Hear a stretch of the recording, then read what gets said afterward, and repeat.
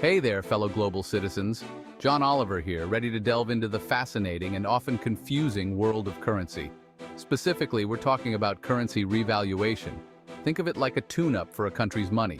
Sometimes things get out of whack. Maybe a country's economy is booming, or maybe it's hitting a rough patch. Whatever the reason, sometimes a government needs to step in and adjust the value of its currency. Now, you might be thinking, John, this sounds about as exciting as watching paint dry. But trust me, this stuff has real-world consequences. It affects everything from the price of your morning coffee to the stability of entire economies. And as we all know, a stable economy is about as exciting as it gets. In this wild ride through the world of currency, we'll be focusing on two very different approaches to revaluation. First, we'll look at Kuwait, a country that has used strategic revaluations to its advantage. Then we'll dive into the murky waters of the global currency reset, a speculative theory that promises untold riches but lacks any real-world backing. So buckle up, Buttercup.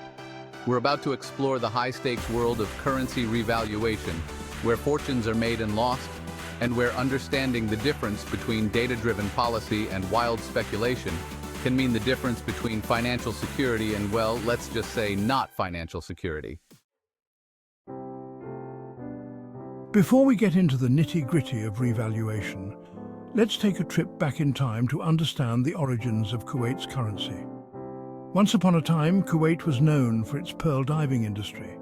Yes, those shiny little orbs that adorn necklaces and earrings were once a major source of income for this tiny Gulf nation. Back then, the Indian rupee was the currency of choice.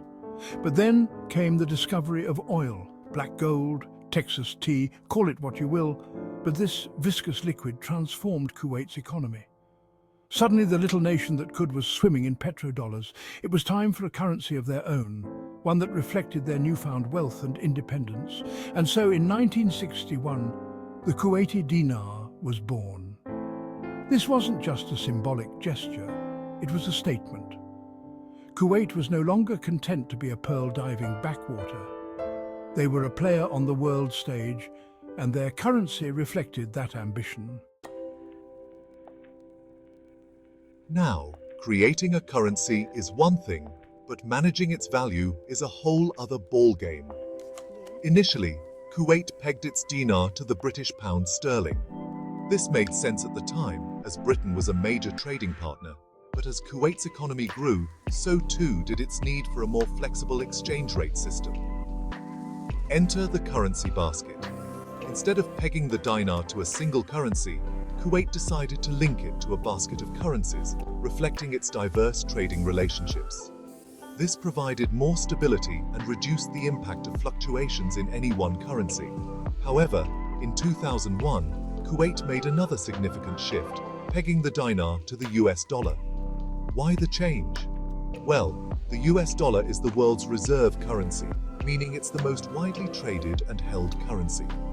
This peg provided stability and facilitated trade, particularly in the oil market, where prices are typically quoted in US dollars. Section 4. Revaluation in action. How Kuwait adjusted its currency for stability. Now let's talk about the R word, revaluation. Kuwait has a history of strategically adjusting its currency's value to maintain economic stability.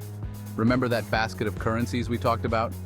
Well, Kuwait would periodically adjust the weighting of those currencies in the basket depending on economic conditions. For example, if the US dollar weakened, Kuwait might reduce its weighting in the basket, propping up the value of the dinar. This might sound like some arcane financial wizardry, but it's really just about ensuring that Kuwait's currency reflects the true strength of its economy. These revaluations weren't always popular. Sometimes they led to higher prices for imported goods, which didn't exactly thrill Kuwaiti consumers. But in the long run, these strategic adjustments helped to keep Kuwait's economy on an even keel, even during times of global economic turmoil. Section 5. The economic impacts of revaluation, a look at Kuwait's success story. So, what's been the net effect of all this currency maneuvering? Well, Kuwait has consistently ranked among the world's richest countries per capita. Now, correlation doesn't equal causation, and there are undoubtedly many factors contributing to Kuwait's prosperity. But it's safe to say that their strategic approach to currency revaluation has played a role in their economic success. By maintaining a stable and appropriately valued currency, Kuwait has fostered investor confidence, attracted foreign investment, and facilitated international trade. This has translated into a higher standard of living for its citizens, with access to quality healthcare, education, and infrastructure. Of course, Kuwait's story is unique. They have a small population, vast oil reserves, and a government that has, for the most part, managed their wealth responsibly. But their experience with currency revaluation offers valuable lessons for other countries navigating the choppy waters of the global economy. Don't miss a notification. Subscribe now at Seeds of Wisdom Team and the newsletter seedsofwisdomteam.com. Thank you.